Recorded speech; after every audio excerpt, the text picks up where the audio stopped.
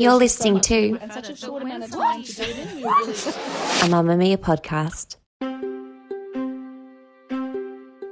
Hi there, I'm Mia Friedman and welcome to No Filter, a podcast series where I chat to interesting people about their careers, their families and about life. It's a candid one-on-one conversation and it has zero filter, a lot like me. Maz Compton is a radio personality and the host of Sydney's breakfast show, The Dan and Maz Show on Today FM. Having spent most of her time in radio, Maz has also dabbled as a VJ working with MTV. She's hosted and produced radio, and she also dabbles in extreme sports. This week on No Filter, I chat to her about life in radio, meeting rock stars, and how she got over a very painful divorce. Enjoy! I want to talk about mentors a bit more for a second.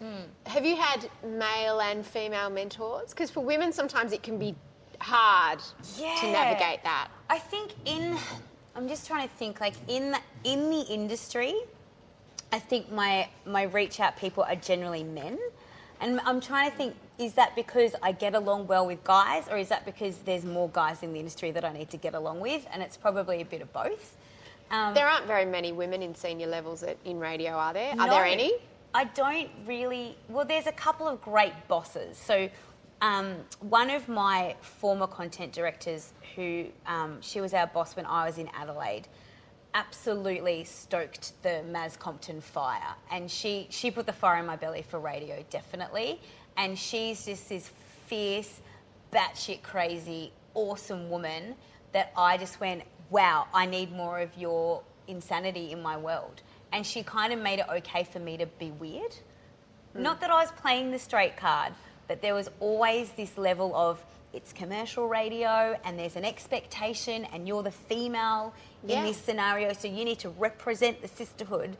And I'm like, I can just create a brand new sisterhood, and that's what I feel like I'm trying to do. And she definitely helped me come to that place where I was comfortable with doing that. And I would say you, Mia, have like paved the way for women in media. Like you're sort of the matriarch of us being successful in our own right. So, matriarch. Do you mean Nana? No, I didn't say Nana. Well, it depends on what time you go to bed, because I go to bed at 9 and I'm a Nana. Yeah, I probably go to bed at 9:30, so I'm a rebel. You are a maniac. Thank you. That's a lovely thing to say. I noticed that you've referred to yourself a couple of times in third person as Maz Compton. Is that because in radio you have to be a brand? Probably. I'm getting used to that idea, definitely. But I think also it's weird usually I'm the person interviewing, right? So it's strange for me to have all the questions fired, and so I guess I compartmentalise sometimes. And I have to go, that's Maz Compton, the brand, and this is me, the human. Sometimes they are the same, and sometimes I have to look at them a bit differently. The most successful people are themselves, both on and off air. You know, the people who do lots of hours of live, either radio or TV, the Koshis, the Carls, the Lisa Wilkinsons, the Fifis. Are you you've had a lot of years to get used to that. Yeah. But what do you keep for yourself? And how is the Maz that we hear on air different to the one at home? I think, honestly and truly, I don't think I'm different on air. Maybe 1% different on air, and that's just I don't drop F-bombs because I'm not allowed to. But in real life, like I have a potty mouth. That's probably the only main difference. How do you switch that off? You learn very quickly. you only need to do it once and to know that it's bad. No, it's just... Have you ever? I've never. Really? I've never done that on air because it's just a trick. You just know. Yeah. You know the boundary and it's just not worth it, you know. So that's probably the only What kind difference. of trouble would you get into? For dropping an F-bomb? Yeah. It would depend on the context. If I was like saying it to somebody... No, that would be I mean, a if slap you're just on the like, wrist. I was just so fucking angry. You know, See, if you're just using it as an adjective. If I did do that, like we're in a delay, so it would just get dumped. Okay. So it wouldn't actually make it to air, but I'd just be in so much trouble. My boss would be. Do you know what it would be like? You know when you do something wrong and your parents aren't angry, they're just disappointed? That is so not worth accidentally swearing for, like feeling like crap for the next 2 weeks. Why do you have a dump button? I thought that was a Kyle thing. I think I absolutely think it's not necessarily the Kyle fact. It's also the fact that we have people call into our show every single day that don't have that filter and that don't have that sensitivity button, as I call it, to not drop an F-bomb if they don't get the question to a competition right. And so it is also to protect us from that, because we don't want... It's not just us that are the liabilities. It's the people that are on our show or guests that are on our show. If they do slip, then we've got a chance to correct it so that some 7-year-old in a car doesn't hear that. So I think it's to protect the listening audience as a whole, as opposed to filtering or censoring this badass shock jock. I don't think that's the case anymore. There's a lot of furniture involved in breakfast radio, isn't there? There's traffic and ads and news and so much music. Oh, that we've got to play music. Is it very confined or formulaic, or how does a show come about? How's a show structured? We have a really new structure for our show, which is really cool compared to I think other traditional breakfast shows. And there is a formula, and we have we've got about 1,000 whiteboards in our office, and one of them is the structure of the show, where everything is laid out every morning, because at a certain time you're doing your news, and then you've got to check in with the traffic, and then you'll play a song, and and so we plan our show around, we just fill in the gaps every day. So there's definitely a formula, but it's also movable, and which I love as well. I love the fact that every day we get into work and there's a plan, and we are so allowed to throw the plan out the window and charge on with whatever happens. And that's the excitement of live radio. Who's the boss, though? Because I don't actually know. I think it's probably me.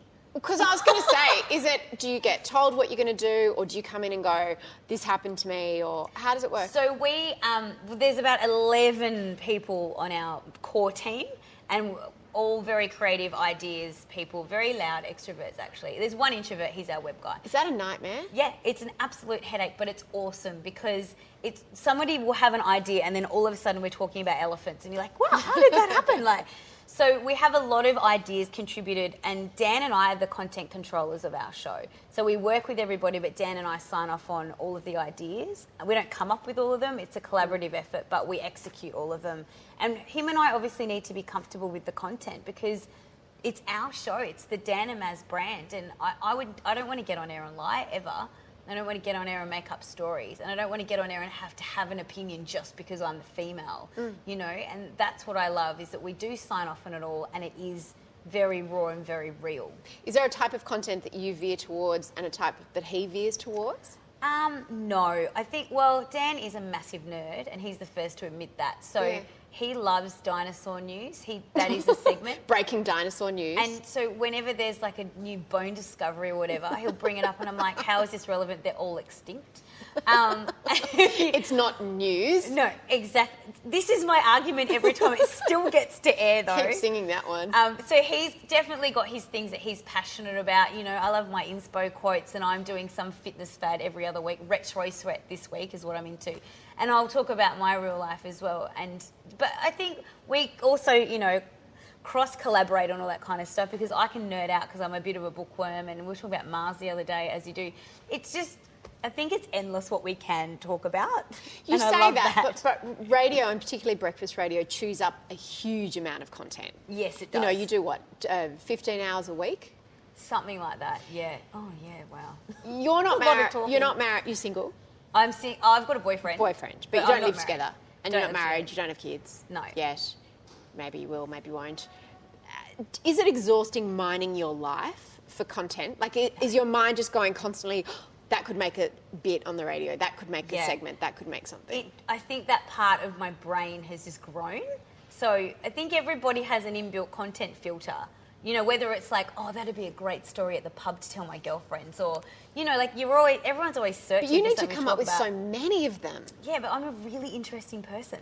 But do you ever just want to... You are interesting. Do you ever just go, I just want to be home all weekend and just actually just do nothing, and then go, but then I'll have nothing to talk about all of next week? No, I really don't. I really am one of those suck every bit of fun out of life kind of people. Yeah. And I think that's why I love my job so much, because I think if you are working in radio and you have that moment, then you're not doing the right job, because I think you've got to live it and breathe it and want it and love it every single day, and that it's almost the challenge as well. You know, if I get to the end of the weekend and I've got a little like radio show stuff in my notes in my phone, and if there's not, 3 new bits of whatever on there, I'm like, oh man, I had a pretty boring weekend. And even that would be content in itself, Yeah, the fact that you did nothing. So yeah, I think, that part of my brain just grows and grows now, where even, stories that I hear from friends or what's in your Facebook do friends feed. and boyfriends and family, are they wary of ending up on the radio? I think my mum has become more insane because she wants to get some airtime on the show.